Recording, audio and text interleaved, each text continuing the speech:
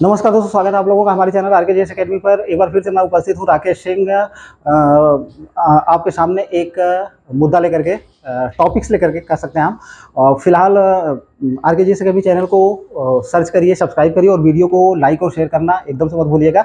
मैं important video UPSC commission, UPSC से लेकर के स्टेट पब्लिक सर्विस कमीशन वगैरह सारे के बारे में वनडे लेवल तक मैं उपलब्ध आप लोगों को कराता रहता हूँ। फिलहाल जो आज का मेरा टॉपिक्स है वो टॉपिक्स ये है कि अभी हाल ही में 18वीं लोकसभा चुनाव संपन्न हुआ है और उसके इस पे काफ़ी चर्चाएं हो रही हैं। लोकसभा चुनाव से पहले भी हो रही थी और आज अभी भी हो रही हैं। आम जनता के बीच आप चले जाइए, पानी की दुकानों पर, चाय की दुकानों पर और कचहरी में चले जाइए या कहीं पर भी आप चले जाइए, वहाँ भी 2-4 लोग 5 लोग बैठ करके यही बातें कर रहे हैं कि इस समय जो सरकार बनी है और इसके पहले भी ऐसी बातें होती रही हैं इन्हीं जगहों पे, राजनीतिक गलियारों से लेकर के आम जनता तक ये चर्चा का विषय बना हुआ है और अभी भी ये मामला काफ़ी गर्म है। तो फिलहाल हम लोग ये देखेंगे कि ये जो एनडीए भाजपा का नारा था, अब की बार 400 पार, और आम जनता भी ये नारा दे रही थी कि अब की बार 400 के पार, लेकिन जैसे ही रिजल्ट आए तो रिजल्ट आने के बाद हम लोगों ने देखा कि भाजपा अपने समर्थन पार्टियों के साथ भी 300 का आंकड़ा नहीं टच कर पाई, 292 पर जाकर के सिमट गई। और इस बार एक मजबूत विपक्ष आया हुआ है सत्ता के सामने। और अभी देखते हैं हम लोग कि 10 सालों में पहली बार ऐसा हुआ है कि भाजपा को मिलीजुली सरकार यानी कि गठबंधन का सहारा लेना पड़ के सरकार बनानी पड़ रही है। तो फिलहाल जो हुआ सो हुआ, लेकिन हम लोग विचार ये करेंगे कि इस बार ये जो एनडीए सरकार का जो नारा था ये फेल क्यों हुआ, और ये जो 400 वाली बात थी ये पूरी तरह से कह सकते हैं पूरी तरह से पिक्चर फ्लॉप हो गई। अब सरकार तो बन गई, लेकिन किन कारणों से उसको स्पष्ट बहुमत नहीं मिल पाया। हम कहते हैं कि स्पष्ट बहुमत इसलिए कहेंगे क्योंकि भाजपा को उतनी सीटें नहीं मिली हैं कि वो अपने दम पे सरकार बना पाए। तो फिलहाल ये क्यों हुआ है, तो सबसे पहला जो मैं रीजन यहाँ पे लिख दिया हूँ, एनडीए के शीर्ष नेतृत्व, जो शीर्ष नेतृत्व, ऊपरी नेतृत्व है, उनमें जो अति आत्मविश्वास था। ये अति आत्मविश्वास आया कहाँ था? कुछ मुद्दों को लेकर के। अति आत्मविश्वास बहुत ही खतरनाक होता है। विश्वास करना ठीक है, लेकिन अति आत्मविश्वास हम लोगों ने इतिहास से आप सबक लीजिए या देखिए कि जिसने भी बहुत ज़्यादा ओवर कॉन्फिडेंस जिसके अंदर भी रहा है, उनका पतन हुआ है या उनको समस्याओं का सामना करना पड़ा है। तो और ये अति आत्मविश्वास एनडीए या भाजपा के शीर्ष नेतृत्व से लेकर के नीचे तक, जहाँ तक मैंने एनालिसिस किया है, क्यों रहा? कुछ ऐसी चीज़ें थी जैसे धारा 370 और जम्मू कश्मीर वाला वही मामला, और इसके बाद ये वाला क्या बोलते हैं, आरक्षण वाला मामला था जो 10% सवर्णों को दिया गया। इसके बाद राम मंदिर वाला मामला तो एकदम पूरी तरह से ज्वलंत मामला रहा है। इसके बाद राशन वितरण वाला जो मामला था और कई सारी योजनाएं थी जो आम जनता तक पहुंची और उसका लाभ आम जनता ने लिया भी। और मैं किसी पार्टी का पक्ष नहीं ले रहा हूं, लेकिन मैं पूरी तरह से ये कह सकता हूं कि मौजूदा सरकार ने जनता के लिए काम किया है, उसका लाभ जनता को मिला भी है, इसमें कोई दो राय नहीं है। लेकिन फिर ऐसा क्या हो गया कि हम इस मुद्दे पर सरकार असफल रही, हम कर रहे हैं, मतलब सरकार असफल रही, उसका रीज़न क्या था? उम्मीदवारों के चयन में गलतियां, ये मेन रीज़न ये भी रहा है। और खासकर हम यूपी की बात करेंगे। यूपी में उम्मीदवारों के चयन में बहुत गलतियां रही हैं, हम लोगों ने देखा है, क्योंकि हम लोग आम जनता के टच में रहते हैं। तो कई ऐसे उम्मीदवारों का चयन किया गया था जिनको जनता आम लोग नापसंद करते थे। और ये बहुत बड़ा रीज़न रहा है कि 15 से 20 सीटों का यूपी में नुकसान हुआ है एनडीए को।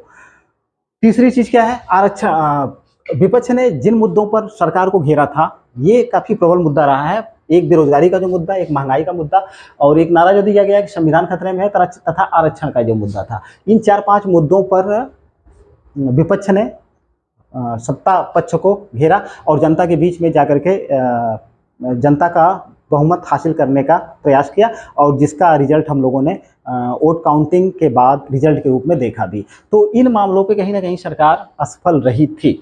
और चौथा जो बहुत ही अहम पॉइंट है प्रशासनिक व्यवस्था के निचले स्तर की हम बात करेंगे। निचले स्तर पर फैली अनियमितता, अव्यवस्था तथा भ्रष्टाचारी, ये बहुत ही बड़ा फैक्ट है, क्योंकि लगभग यहाँ की जो जनता है, जनता में से हम लोग कह सकते हैं कि 70% लोग ऐसे हैं कि जो निम्न मध्यम वर्गीय या मध्यम वर्गीय परिवार से संबंध रखते हैं। अब ये जो निचला स्तर है, निचले स्तर पर जो प्रशासनिक व्यवस्था है, कहीं ना कहीं ये सारी चीज़ें, इन सारी चीज़ों का सामना आम जनता को करना पड़ा है, और इस पर भी हमारे शीर्ष नेतृत्व को ध्यान देना होगा, जिसके कारण कहीं ना कहीं इसका प्रभाव रिजल्ट पर पड़ा हुआ है। ठीक है, तो अगर इस पर सुधार सरकार को करना होगा या इस पर ध्यान देना होगा।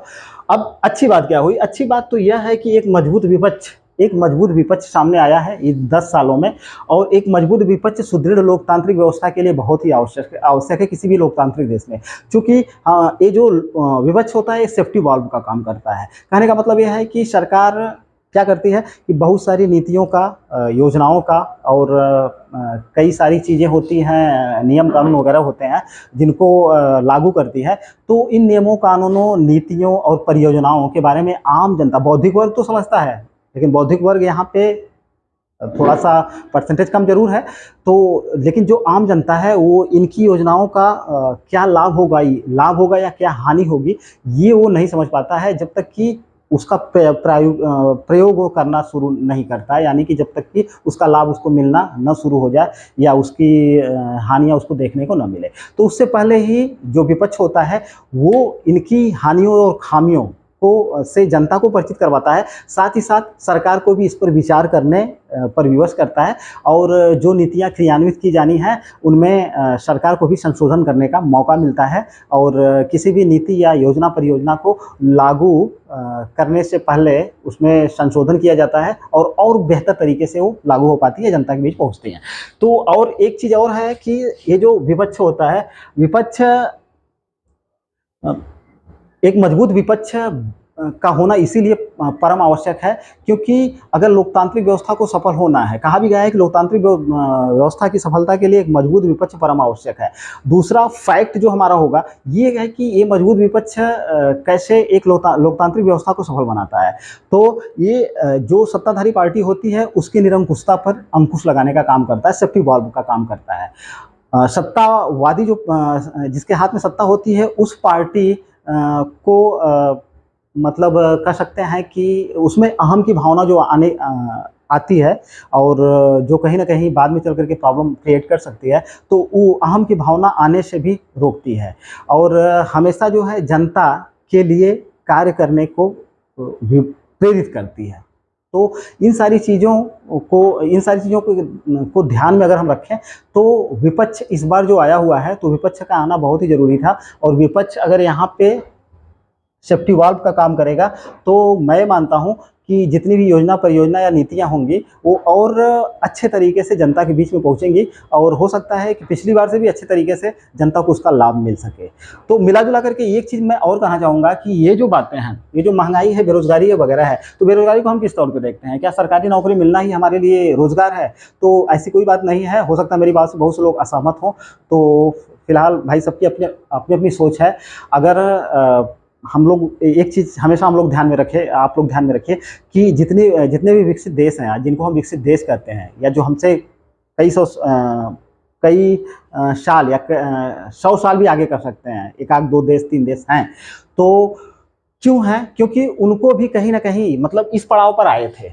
बेरोजगारी का मतलब क्या होता है कि सरकारी नौकरियों में कमी आई थी और महंगाई का मार इन लोगों ने झेला था। आर्थिक व्यवस्था की मजबूती, या हम कह सकते हैं कि सैन्य व्यवस्था से जब किसी सरकार को मजबूत होना हो, आर्थिक रूप से मजबूत होना हो, राजनीतिक रूप से मजबूत होना हो, और प्रशासनिक रूप से मजबूत होना हो, और विश्व में एक अलग पहचान, अलग पहचान का मतलब ये हुआ कि विश्व में अपने आप को सर्वशक्तिशाली अगर नहीं तो शक्तिशाली तौर पे अगर स्थापित करना है, खड़ा करना है, तो हमको इन सारी चीज़ों का सामना करना 100% पड़ेगा, क्योंकि इतिहास गवाह है कि वही बात फिर मैं दोहराना चाहूँगा कि जितने भी देश विकसित देशों की कतार में आज खड़े हैं, तो इस प्रक्रिया से गुजरे हैं, इसलिए हम लोगों को भी इस प्रक्रिया से गुजरना पड़ेगा, 100% गुजरना पड़ेगा, क्योंकि सभ्यता जो होती है वो प्रगति की तरफ ऐसे चक्राकार चलती है, तो कहीं ना कहीं इन चीज़ों का सामना हमको करना ही करना है।